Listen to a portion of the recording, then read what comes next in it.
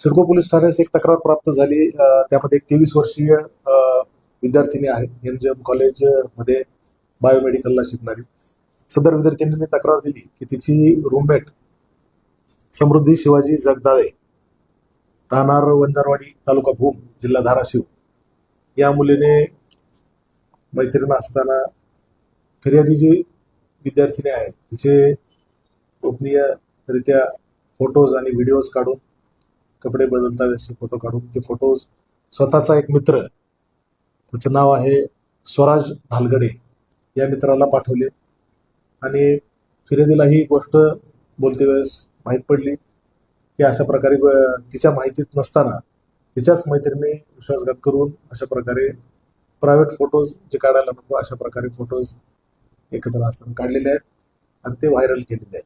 ते व्हायरल करून त्याबाबत त्या अनुषंगानं गुन्हा दाखल झालेला आहे. सदर बाबत जी मैत्रीण आहे तिची, तो स्वराज धालगुडे आणि समृद्धी शिवाजी जगदाळे, या दोघांवर सिडको पोलीस ठाण्यास योग्य कलमांतर्गत गुन्हा दाखल झालेला आहे.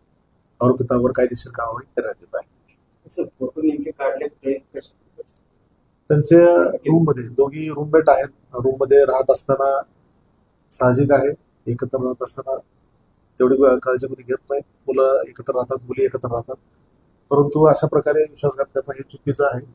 एखाद्या व्यक्तीचं प्रायव्हसी असते काही, तर त्या अनुषंगानं हे करणं हे कायद्याअंतर्गत गंभीर गुन्हा आहे. असं जरी कॉलेजच्या विद्यार्थ्यांनी त्यांनी केलेलं जे कृत्य आहे त्याच्याबाबत पुढील कायदेशीर गुन्हा दाखल तपास सुरू आहे.